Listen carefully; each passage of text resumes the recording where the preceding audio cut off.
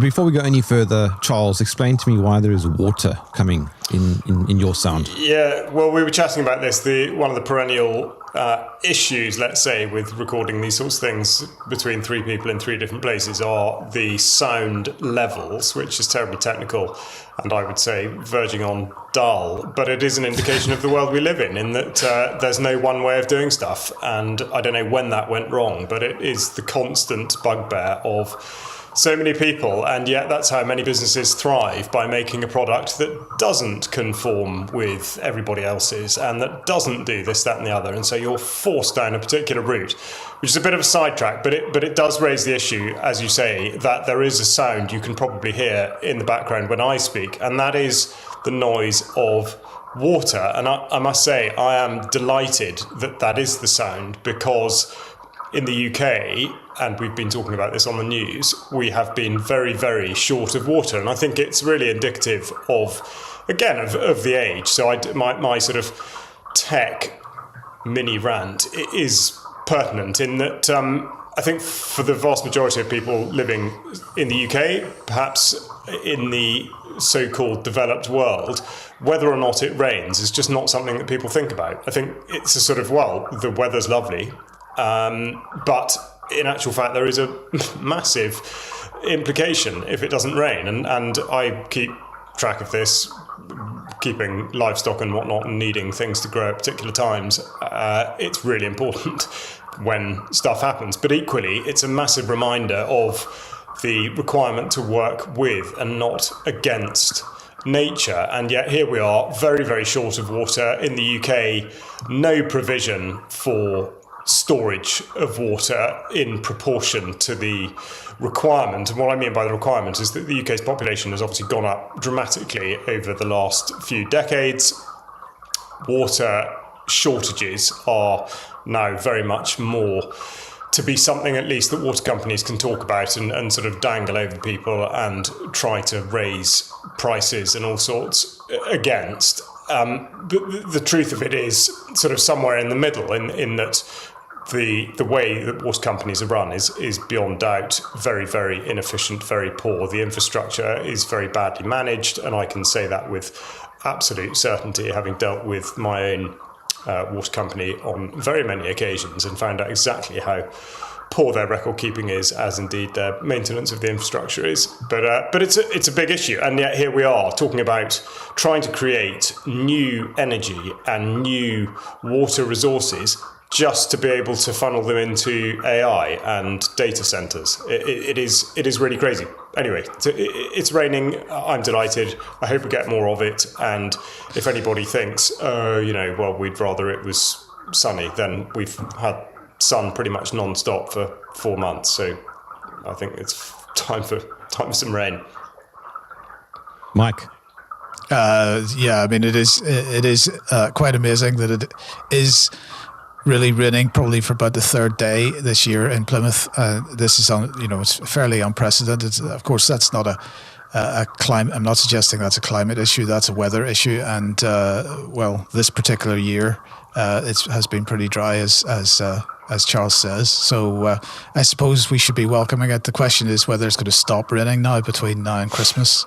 And that's another thing, because Plymouth is right in the west of England, and we are pretty much the first to get the Atlantic weather systems that come through. And of course, these days they get named because we've all got to be full of fear. I grew up in Northern Ireland, as we talked about before, Jerm, and that is similarly battered by Atlantic weather systems, and this is perfectly normal. We didn't need to name them for all my life, and suddenly we've decided we've got to name them. Just in the same way that we've decided we've got to turn temperatures of 20 degrees on the weather map red, so that we know that we're in danger. There's a great segue there. Speaking about water, if my connection is problematic during the course of this conversation, it is because we have a damaged undersea cable running along the African continent, which is currently, I believe, being repaired. So it has created issues with Did the Russians do that? Most likely the Russians. It's always the Russians or the Chinese, Mike. It's either the Russians or the Chinese.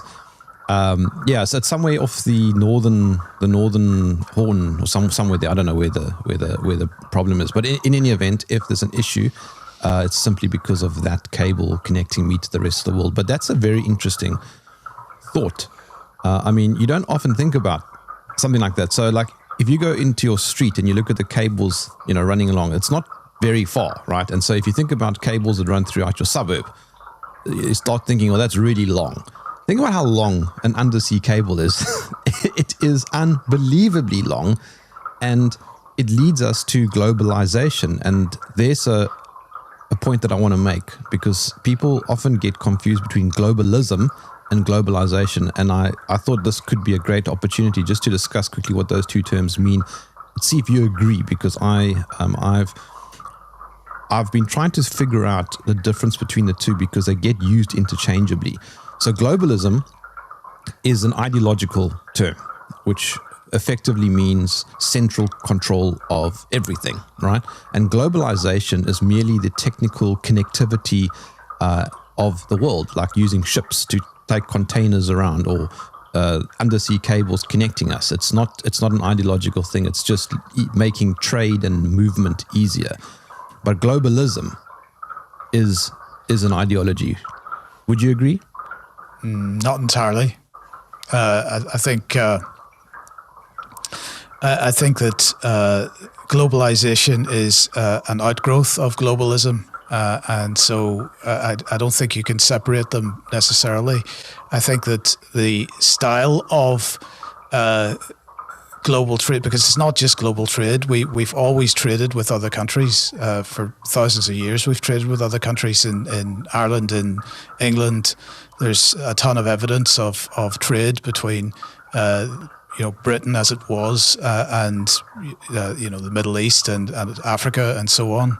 So there's always been trade between nations over there was no such thing as nations necessarily, but trade between peoples over quite long distances. I think what globalization has done, and I would argue that is an outgrowth of globalism, is it has made supply chains reliant on that distance, which paradoxically doesn't. I mean, we talk about the lack of internal consistency in people's arguments, but the same people that are pushing the climate change narrative and the idea that we've got to, reduce carbon emissions are the same people that are pushing the idea that we've got to make a bit of an aircraft in this country and another bit of an aircraft in that country, or we've got to grow some food in the United States and import it into the United Kingdom or from New Zealand or whatever it happens to be. These two positions seem to be inconsistent, to say the least, and sort of gives an idea of just how stupid the whole thing really is. But I think you can't separate the two in the way that you're suggesting, but that's just my opinion. I think I go along with the. Well, first of all, I'm not sure, Jerm, that you necessarily meant there was a very clear distinction between the two. That there has to be, in a way, by definition, some sort of overlap. It's just a question of, I suppose, which drives which. If if one can even suggest that there's a case for saying either way. I would go along with there being a strong relationship between the two. I would all, and going back to what Mike says, I mean, I think what is very interesting is in a way, and somewhat paradoxically, the outcome of trying to have a sort of a world system which involves these, let's say, globalistic lines of communication, whether they be trade routes or whatever, there is an inherent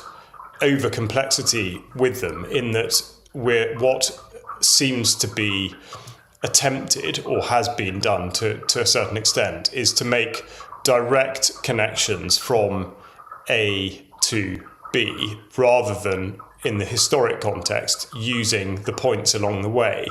So, as Mike says, as you know, people in the British Isles have without doubt traded with and had a relationship with peoples all over the world for a very long time, but perhaps not in a direct context. Whereas now, if we're talking about, you know, and we're forever being bombarded with sort of show-off trade deals with, you know, doesn't matter who, Taiwan, let's say Taiwan's a bad example, but it doesn't matter. So somewhere that's further flung, and what is implicit in that statement is that is a direct connection, doesn't take into account any of the things, any of the points in between, and geography is important. And previously, where things would be traded along a route, you could see the sense in that, and also you could see the benefit to people along the way. Whereas now, and we're seeing this to a certain extent with the sort of Trump tariff mayhem and associated nonsense. I mean, he's now come out talking about, I haven't looked at the list, but I suppose it's fairly predictable, you know, countries from which people may not enter the United States and all this sort of thing. So the relationships that are now held between countries don't really make sense. I mean, they might make sense on some level in that, yes, it's possible to fly an aircraft from one place to another place over a whole load of other ones, but is that really the most sensible way to do it? And why? You know, on the Wednesday's news, well, I mean, we've been talking about it for some time. I spoke about the Strategic Defence Review, which is, you know, just come out, and it's the nutshell version is that we are all going to be at war with Russia as a nation. I mean, all of us, not just the armed forces, but everybody. We're going to have a whole society war. The entire economy is going to be geared towards it. We're going to funnel billions into the war industry, and we are going to absolutely engage with nuclear and all the rest of it. But it doesn't make any sense, because it's not actually really deliverable, and it's part of, you know, without doubt that is part of a well, fits, I would say, within your globalism definition, but because of the sort of bit by bit piecemeal way in which things are done, it sounds like a total and utter nonsense. And I think that is applied to frankly whatever we're doing. You know, again, the it doesn't matter whether trade relationships, diplomatic relationships, whatever, they don't really seem to work. So I think there is a lot of overlap between the two terms that you put out. It is interesting that as time goes on and I speak to more people, the difference in attitude or the difference in understanding of what the United Nations is between those in the West, the so-called global West, and those in the so-called global South. And I think that the people in the global South view the United Nations as something quite different and something that has the potential to actually put some kind of restriction or limitation on the activities of the global West. I'm not suggesting that is an accurate view that they hold, but that's certainly a view that they hold. They seem to think that the UN Charter has teeth and as I say, I'm not suggesting that I agree with that position. I'm just saying that's a view that has been expressed. So it is interesting that you know, even if we take Agenda 2030 and the Millennium Development Goals, our understanding of that, because we see what is being published and said by the various think tanks and policymakers in the West, our understanding of what those represent and what the ultimate destination of the Millennium Development Goals is very different to the understanding of a country that actually just wants to feed its people. And part of the issue is that even today, having seen what's happened in the last 100 years, many countries and many people in the global South aren't quite cynical enough about the motivations of some of the policymakers in the West for their own good, I would suggest. And so it is interesting how people view the United Nations. That's a bit of a diversion, but I just thought I'd make that point. Yeah, well, I think it's a point absolutely worth making, and also, within that, considering the perceived benefits of the United Nations to all of those different parts, particularly in terms of whether it be money or infrastructure projects, or the types of sort of involvement that any country has with the UN. But actually, again, that's another. You're talking about shipping food around the world. Well, that's absolutely case in point. That's precisely what I'm talking about. You have an organisation with as you say, a globalist ideology or background. But does it really make sense to be shipping food from one point thousands of miles away to somewhere else, or would it be better sourced absolutely next door? Well, I mean, that's getting into a sort of a different thing, because again, well, is it though? Because what would Britain be like if we decided instead of orienting around a war footing, we actually recognise that we're only 40% food independent in this country, and let's organise around food production instead. It would be just as beneficial in terms of jobs and growth in the country, but perhaps the motivation would be more positive. What do you mean? Well, Sorry. No, go on, Charles. Do you mean to turn the focus of the economy onto self-sufficiency? Yeah. Yeah. Yeah. Well, absolutely. I mean, if only. I wouldn't be talking from Cape Town to you. Well, no, but I think that's the thing. You would, but the. Okay, we're talking about your undersea cable. I must say, I don't know exactly. No. I mean, what I mean is, yeah, well, that too. But what I mean is, ultimately, historically, based on the Dutch East India Company, ancestry, I wouldn't be here if it weren't for, I guess, those shipping routes. Yes, but then, okay, it slightly depends at which point in time we sort of land on or draw a line from. But trade to down to South Africa from Europe was not, for a point in time, was not direct. I mean, it was, there were stops along the way, either, mostly via the sea, obviously, initially, but also overland. So the point is that any of these places that were arrived at, I mean, even, South Africa, again, as a staging post on a voyage elsewhere. I mean, there was a relevance to everywhere along the way, and that's the point I think I was trying to make earlier, was that all that stuff has been forgotten. The relationships of places to one another have been forgotten. We everything now is like it's sort of, I don't know if they still print them, but aircraft used to have maps of all their routes, the airlines' routes, and they all just were from one place to everywhere else in the world, and it was all about the whether it was London or Paris or whatever,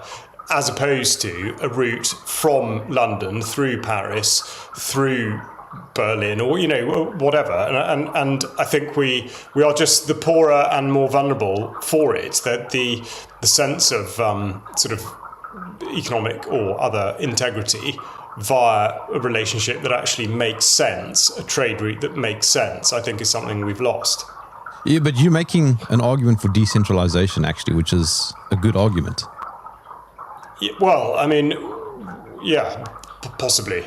Which is I mean, the I would exact definitely make it. Yeah. But I mean, that's the undercurrent. The undercurrent is that globalism is about centralization, and you're making the argument for decentralization, which is ultimately, we know, the better outcome for most things. That's why I was starting off by saying globalism. I'm suggesting it's not a positive thing, because it's all about central control. Whereas globalization, like us talking via undersea cables, etc., is just the consequence of technological progress. Mm-hmm. Does that make sense, or yeah, not? No, it does. It does. I hope I haven't trapped myself in a perpetual cycle of nonsense. But yes, you are quite right in that I am talking about decentralization. I think what I'm. Yes, I mean that is a very good point. But it's as though. I think what I'm trying to say is that when you put it forward that there was an ideology and then in effect a sort of a delivery system, I think what I'm suggesting is that ironically or paradoxically the delivery system via globalization is actually not the most effective for pushing through the ideology. I mean that's not a tip to Klaus Schwab or anyone else, but I do think there's an inherent vulnerability in having these I would say sort of disconnected networks of whether they are trade or diplomacy or whatever. Let me potentially stab myself in the foot and suggest that when I use the example of undersea cables, I personally see that as a good thing because it allows me to access the world from the bottom of the African continent via information and chatting to you gentlemen and so on and so forth, right? You could argue that likely is being used for bad, nefarious things, and I have no doubt about that whatsoever. I mean, we know that the cyber future is under threat. But think about Starlink. Now, that could be the inversion of what I was just talking about, because the connectivity already exists.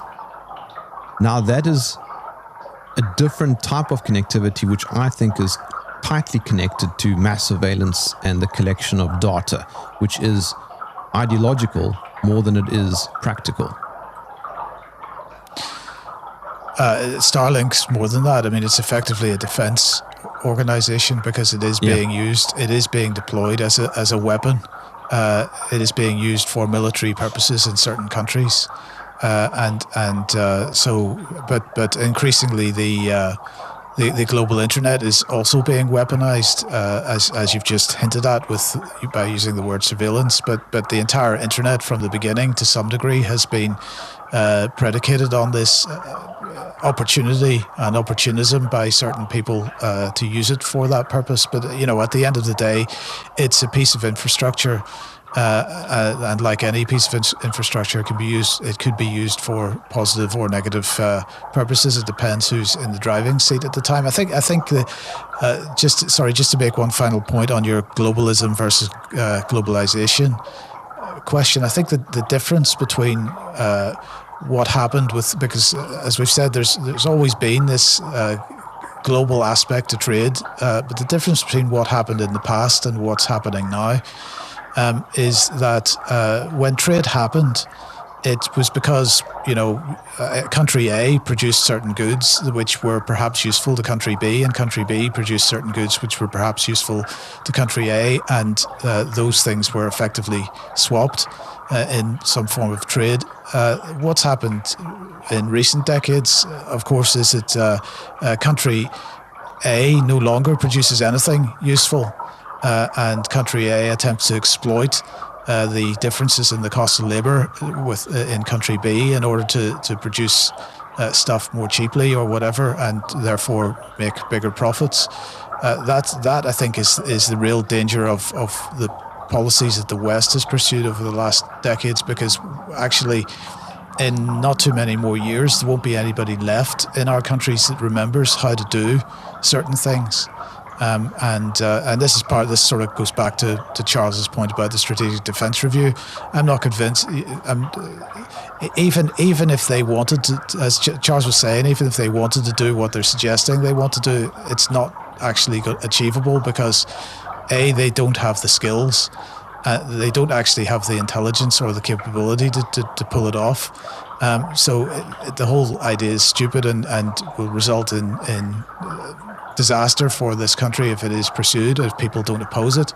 But this applies to globalism, and how globalisation has been done. It's not, globalisation in itself isn't a bad thing, as you're suggesting, Jerm, but it's the way it's being done is absolutely detrimental to all our to all our lives, in my opinion, and that doesn't just apply to people in the West, because people in the so-called global South are absolutely exploited by it, left, right, and centre.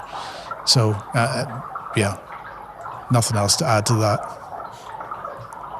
I remember when I had the great pleasure of chatting to John McAfee before he was Epstein, and he made the point that paranoia is a very good thing.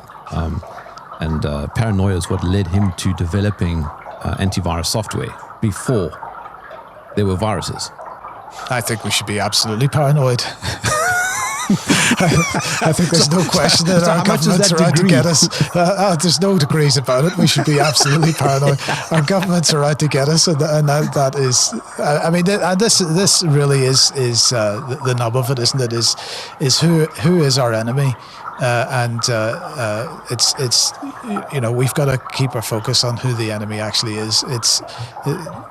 It begins with our governments, and then you start working out from there to various heads of corporations and because if we're talking about the global West having exploited the global South over a couple of centuries or whatever it is.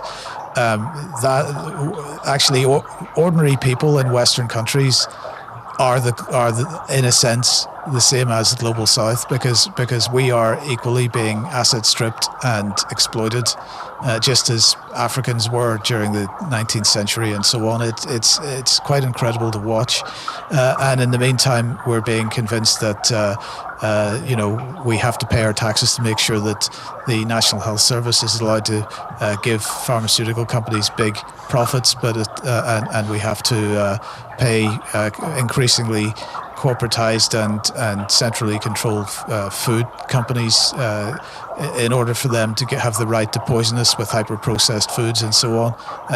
Even using the word food for those kinds of products is completely inappropriate. It is incredible how we are absolutely unwilling to consider the possibility that we are the targets for massive exploitation, the likes of which only certain countries experienced in the past. But speaking of paranoia, I flew a few years ago. I flew to Australia, and I remember when I was in Sydney at the luggage terminal, where the luggage is coming on that what do you call that, conveyor belt thing, and mine was the only luggage on the flight that was wrapped in bubble wrap, and it had straps around it and all sorts of stuff, and so that's how I knew it was my luggage, because nobody else had luggage looking like that. And I took it off the conveyor belt, and this American woman next to me goes, "Are you from South Africa?" I said yes. She says, "I knew it." Yeah, no, that's a very good anecdote, and absolutely, I understand that completely. But just go back one. What do you mean by paranoia? Well, that's the feeling that they're all out to get us, is it? Yeah, I mean that there are nefarious agendas and nefarious people. Okay. Yeah, all right. I mean, I would go along with that. But to me, paranoia sounds like a negative state to be in that it seems to have inherent within it a level of fear and therefore stress. And I consider that to be not a positive way to think. And I would say that always, regardless of the situation, the only thing one wants to be considering is how to take a positive action. And so, yeah, I think to be circumspect, to be skeptical, to be aware, yes, absolutely. I think I would stop short of saying that I know this might sound like a pedantic point to make, but I would say that stopping short of paranoia, I think, is where I'd end up. And actually going back to the baggage carousel thing. Carousel, I think, is the word you were looking for. That's right, carousel. Yeah, because we've all jumped on them at some point and had the alarm go off, haven't we? I would never ever wrap my bag up in that wretched cling film stuff. I would never do it. And the reason I would never do it is that if someone wants to pinch my bag or destroy it or take something out of it, cling film's just not going to stop them. And I think it's all about committing effort. Sorry, that's not a really deliberate pop at you, by the way.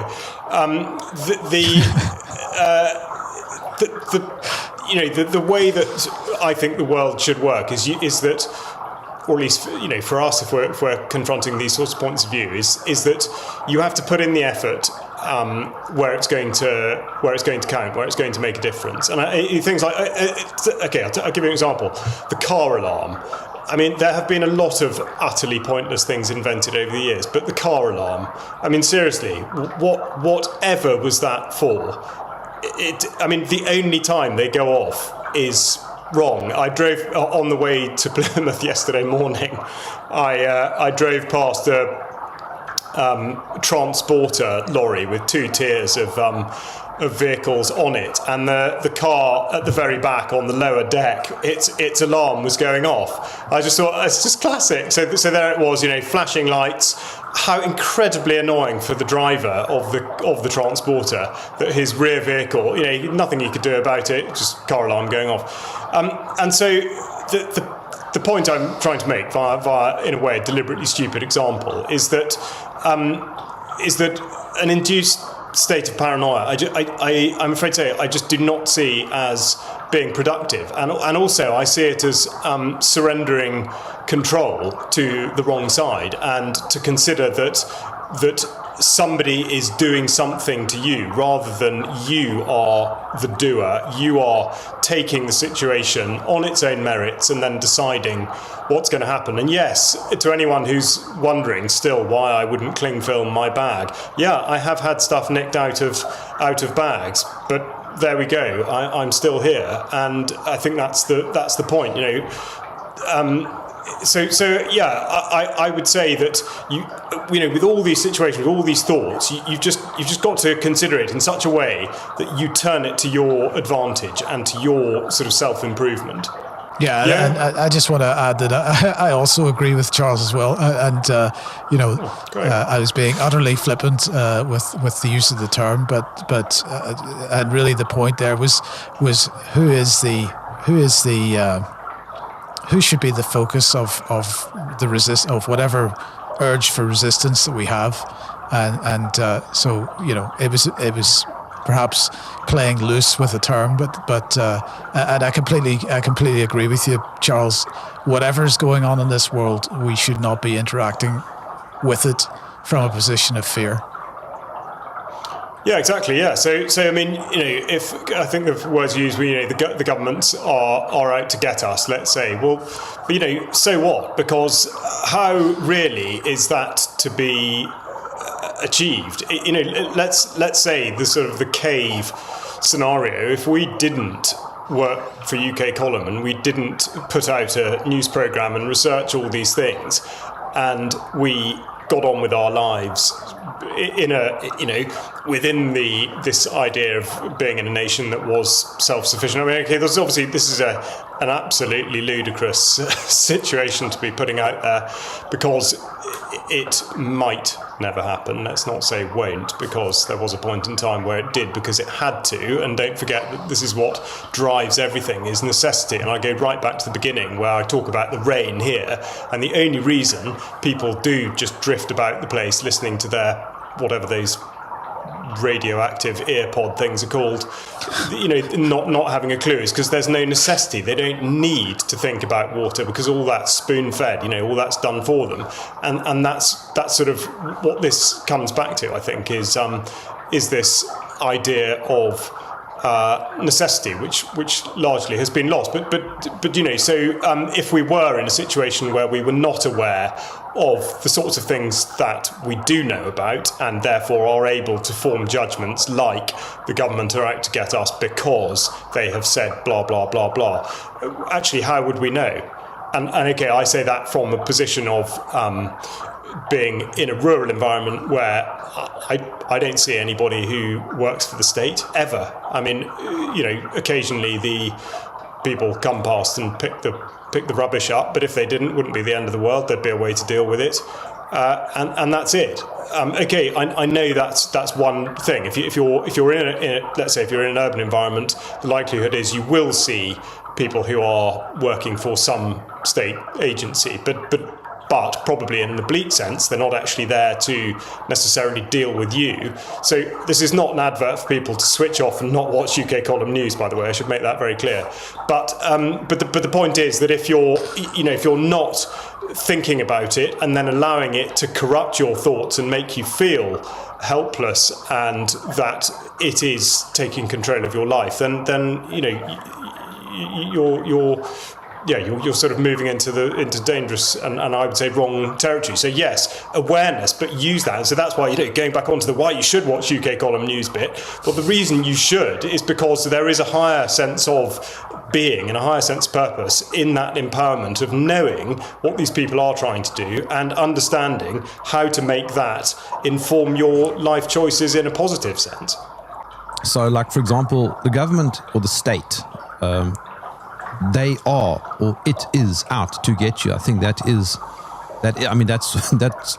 its purpose. Yeah. It is out to get you, to control you and the society at large. But that's in the abstract, because there are individuals who work in various departments who genuinely believe that they're doing a good thing and they're trying to make, their society better. Makes perfect sense to me, and that's that brings us right to the heart of what we do, which is the fact that we are in an information war. And if you present two people with a shared set of values, let's say, exactly like the people you're talking about, and I can totally corroborate that. I mean, I've worked for two of the sort of so-called state agencies, the army and the police, and I know that makes certain people bridle because they wonder why on earth I should therefore be speaking on a platform such as this. Well, fair enough. I mean, people are entirely entitled to their views, but what I would say is that gives me absolutely gold-plated insight into how these organisations work and what sorts of people they do attract, good and bad. And I've absolutely seen the bad, and I'm not going to shy away from that, although the point that we're discussing here is really the good.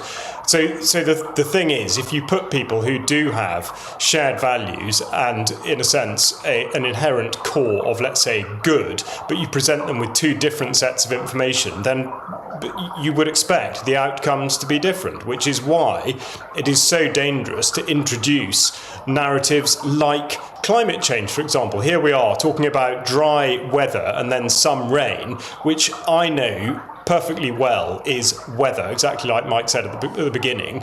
But of course, if you're told that it's climate and therefore it concerns carbon dioxide and greenhouse gases and blah, blah, blah, then the outcomes that you think you desire are going to be different. It's a terrible, terrible problem. And so that's the way that this should be treated, I would say.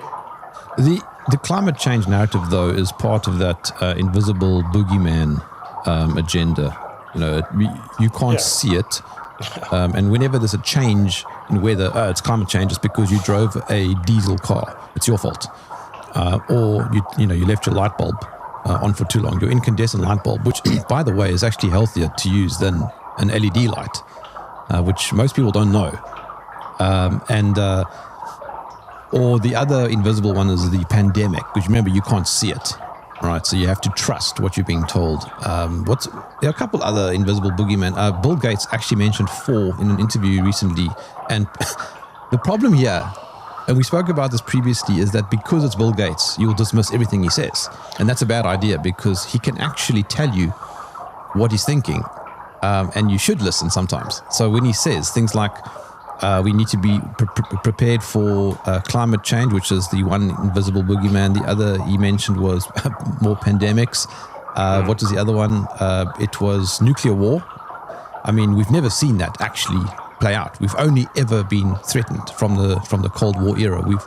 We don't know actually if nuclear war can actually be a real thing. We just think it can. And then what was the other one he said? There was one other. I've gone blank now. I think it was AI. That was the other one. Yes, AI taking control of everything. Yeah, I mean, it's very interesting, the invisibility thing, because, of course, one might say that it works both ways, in that I would totally agree with you that if you want to make money and be able to control people, then the spectre of something, rather than having to actually produce a monster, is a much more effective way of doing it. Because in a sense, people's imaginations do the work for you. You just suggest there's whether it be a deadly pandemic or a climate, this, that, and the other. And you don't even need to bother to substantiate your claim in any way. People will just run away with it. So yeah, I mean, it's an absolute gift. I would say not exactly the counter to it, but of course the other side of it is that we are in a position now where we look at things that are supposedly sort of in the pipeline, like, let's say, a digital identity system or a central bank digital currency, which does sort of exist in some places and does sort of work in some places. Yeah, okay, but not in the main. They're not. I mean, in the UK, you can exist perfectly easily without a digital identity or a central bank digital currency, and yet I'm describing them as things that you can't really see, but they are, certainly by people that are aware of them, they are being considered as something that should be feared. And I know we've talked about this a lot before. I'm not trying to dismiss the pitfalls and indeed the fact that they can be turned into a reality, but I think I would like to qualify any sense of fear around those ideas or those realities. I think the motto in life that I would happily pinch from my days as a soldier is adapt and overcome. And if it happens, okay, you're not going to embrace it, but there will be a way. And I think we are very quick to do ourselves down. People have come up with ingenious workarounds all the way through the ages, and I think we just haven't had enough pressure on us to come up with these sorts of things. But also, I would again look at the positives and the places where, in particular, digital currency has been tried, certainly on a central banking, in a central banking capacity. It has failed absolutely spectacularly. Nigeria and Jamaica being the two obvious examples. It's a complete and utter flop. And so for the Bank of England or whoever else to put out this, because it's very easy, you write up some snazzy looking PDF document and send it around the place and get parliamentary committees to talk about it, and then you, in a way, you've sort of jacked up your idea like there's a pandemic. You've created the sense that this thing is real and it is happening and you're all going to be part of it. And actually the truth is that is total rubbish. It is just a fiction, and we need to be really mindful of that. So yes, be aware, and that going back to the sort of paranoia thing, be aware, be mindful of it, but also reject it entirely, and we'll find those workarounds. We have to do that. If we don't think like that, then we are just shooting ourselves in the feet. The other thing I would add to that is that I'm going to be talking about this on the next UK Column News programme, but I was watching the Ofcom live seminar, we might call it, on the part of the Online Safety Act, which is about protecting children. And one of the core sort of tenets of this was we've got to protect children online because children are using online services and they're exposed to all kinds of potential harms on the internet. And it was a whole day event, And it began with a little propaganda piece, which was a bunch of parents talking about the harms that their children had been exposed to on the internet and the effect that it had on their children. And I'm the entire sort of the entire basis of the whole initiative is that it is wholly incumbent upon the platforms, the services on the internet to keep children safe. At no point in the discussion was there any consideration of the role of parents. And, I just find this whole approach totally about face, and really, actually, we should be saying to parents, it's all right to restrict access to certain types of content on the internet. In fact, we're not saying that. We're saying the opposite. We're almost telling parents, you have zero role in the upbringing of your children. It's completely, and of course we understand why this is the case, because it's because the basis of this entire approach is about narrative control and the effort to regain a foothold in the minds of younger people and make sure that younger people aren't being given access to certain types of information, and the threat of pornography or other harms on the internet is being used as a tool for that. But it just fascinated me that they were quite happy to present this idea that parents were complaining that at the lack of action from the platforms to protect their children, while at no point did the parents consider protecting their own children themselves. And this is, I think, indicative of something which I suppose was expressed through the pandemic in particular. This notion that the role of the state is to keep people safe. Now, you could say that historically, the role of the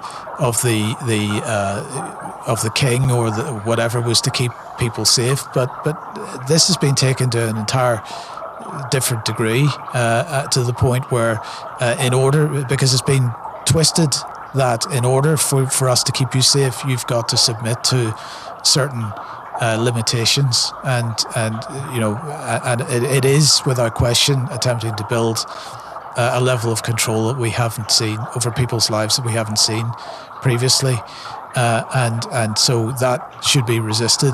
But I think keep saying this, it all begins with choices that we make as individuals, and whether we're willing to take agency for our own existence, which I suppose echoes a lot of what Charles has said today. A lot of people around me, I noticed, don't see the psychological war that's going on. Very subliminal, extremely subliminal, where it's always about shifting responsibility to the corporations or to the state, and I think it's also a consequence of entitlement. It's everybody has too many rights. That's my personal view. People have got too many rights. It's my right. It's my right. It's my right. And it's always my right. And who enforces the right? It's the state. It's never the personal responsibility. And look at the messaging that came out during the COVID era. It was about, we will protect you. It's always about putting the emphasis on the bigger structures, the bigger power structures. And what ultimately happens is that you end up with very obedient, very compliant peasantry, effectively, at the end of the day. So just to clarify, you would remove everybody's rights? I think so. No. I mean, I often joke. I'll say that I'm a monarchist anarchist. So I oppose the state unless I am the state. But I mean, ultimately, so you're happy to be a dictator yourself, but I'll be benevolent. I think it is a serious issue. I'm very happy to jump into this complete mess in that I think rights. I think I see exactly where you're coming from. In that, what I would say is that rights really are nothing more than a tool of control. because they are something written down that can therefore be rescinded and enforced. And enforced. I mean, and also they are perfect for divide and rule. You set one load of rights against another, or the rights of an individual against those of a group, or different individuals. So the way in which rights have come to be manipulated, whether or not that was intentional, and it doesn't really matter whether people do believe that to have been intentional or not. And we go back to things like, even the things like the UN Charter. I mean, the point is, the moment you write something down, and look at what the whatever she's called, the head lady of the ICRC, is now saying, I mean, admittedly, incredibly belatedly, about the situation in Gaza. It's the same with international humanitarian law. It doesn't matter. Whatever you write down will be manipulated. And we spoke about this last week. We talked about fundamental principles. And, Jerm, you talked about free will. You've spoken about free will, I think, on the previous sessions we've done. And so overarching guiding principles like that are much easier, let's put it the other way around, much harder to manipulate and to create compliant slaves with. So although perhaps we might come at it from a slightly different angle, I do agree with you on the rights issue, which is not to say that people should not be able to do stuff. I mean, that's not at all what either of us would mean by it. But no, I mean, I totally agree. The way that the problem is, if you put your faith in rights, I believe you are on hiding to nothing, because it will absolutely be turned against you. Let me just come in there, because there's two types of rights that exist today. Historically, certainly in recent centuries, if we look at the constitutions of the UK or the United States, there was not necessarily expressed explicitly, but there was the principle of God-given unalienable rights, certain rights that everybody is entitled to. But those were perceived, or they were written down, or they were agreed that these came from a higher power. Anyway, what happened with the UN Charter and subsequently was that the idea of human rights came along. And I think that's where the danger about rights comes from.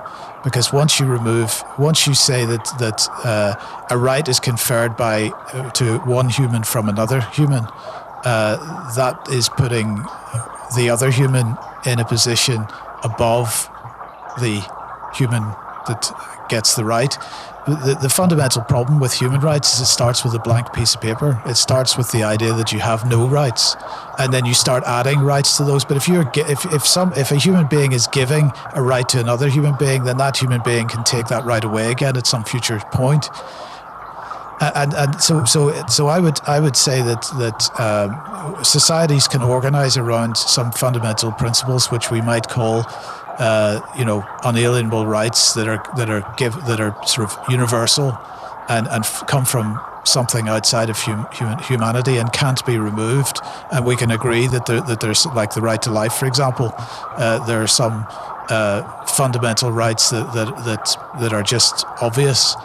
The issue for me is once you start bringing that to a human level, because you've removed God from the equation. And I'm not saying that you have to believe in a higher power, although it's obviously easier if you do.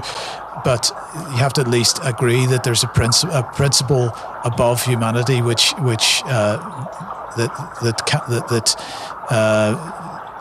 in other words, a human being can't remove certain fundamental rights from people. I think that is important, even no matter, it's an important distinction between what's happened in more recent decades as opposed to what was considered reasonable previously. Sorry, I should have said I absolutely meant human rights, the way in which human rights have been legislated and so forth. But yes, what you end up with is not only that these have been sort of confected and conferred by humans to other humans, which is an extraordinary situation to start with, but also it means that the state, as the arbiter, is looked towards to sort out and resolve these issues. So straight away you're creating an imbalance, or this ridiculous situation where people feel that they have all agency and sort of consciousness taken away from them. Why can't people just work this stuff out for themselves? And in fact, I think that goes exactly back to what Mike was talking about with Ofcom and with parenting. And okay, there have been many other factors over the years, but it really does appear that the internet in particular has driven people completely mad. Because if you were to say 20 or 30 years ago, to go into a household where 2 or 3 small children live and say to the parents, if you could just tell me, I'm just doing a survey this week, how many stabbings and shootings have you hosted inside your home, and how many sex shows have you had between the hours of 3 o'clock and 6 o'clock in the afternoon in your kitchen? And obviously the answer by the horrified parents would in most cases be none at all, don't be ridiculous, get out. Whereas with the internet, it's a total inversion of that. People think nothing of having all this stuff going on in their house, but because it's the internet, somehow it's different. And people, parents, I think in particular, it's as though they are absolved of that. And I think that is all absolutely part of this idea that the state is there to control and protect, and if things go wrong, then it's the state's problem, and it's only the state that can fix it, and that's a terrible place to find yourself. Yeah, I don't know whether the internet in itself could be blamed for that, though, because isn't it? I mean, I think this rot set in actually a lot earlier, and it the whole issue of individualism and why, okay, I've had a child now, but why should that child occupy my time? I've got to go and play football, or I've got to whatever it happens to be. It seems to me it's something significantly more fundamental than just the internet. It's coming back to the idea of giving something to the next generation. We've lost that somehow. Children are perceived by most parents as just being an inconvenience. Just shove a phone in their hand because it gets them out of the way. It's not that I'm not sure if I'm expressing this very well, but it just seems to me that parents actually, for whatever reason, don't really want to be parents anymore. They don't want to spend time with children. They just want to stick them in a room and let them entertain themselves. I think that the fact that the internet is there is a convenience. But if it wasn't the internet, it would be something else. It might be. I mean, I think, again, I don't know how definitive one can ever consider this sort of data to be, but there are, statistics which show that people's time, the way in which people's time has been taken up over the years has transformed so radically towards spending time on the internet. So I'm not necessarily suggesting that it's the internet that's corrupted people's minds and behaviour insofar as what they're viewing, but it's the sheer length of time or the distraction of the internet itself. But no, yes. I mean, I absolutely agree with you, and it's a trend, and it's, you could say this has been the purpose of television in large part, etc. There are plenty of other influences, but it does seem that the internet as a driver for this, and specifically relating to Ofcom, it is a massive factor. Gents, look at the time. Let's come in for landing. Let's do the obligatory support UK column. and watch my show, and watch the news, which soon will be daily. Yeah, that's the plan. But look, I mean, look, we do need support, and we obviously need financial support. We absolutely appreciate and just once again thank everybody that is supporting us financially. But equally important, as far as I'm concerned, is just be willing to share because and try to promote what it is we're doing. If you like what we're doing, then please do share it, because I mean we just can't express how. I mean, everybody knows how much how big an impact the censorship regime has, and there is no doubt that when we engage with people that haven't come across us before, we often get a positive response. But the fact is that still the majority of people, no matter how many people were aware of us during lockdown and on the marches and so on, and the idea that lots of people are aware of the UK column, actually, it's still quite a small proportion of the population of this country or any other country around the world.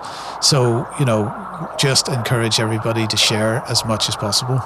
Yeah, and I think just one sec, sorry, just to add to that, also share the things that you are doing, that where you have achieved effect, share that with us, because we rebroadcast it, and that does show people that changes can be made and that people can make ground and do stuff. So it's a two-way street.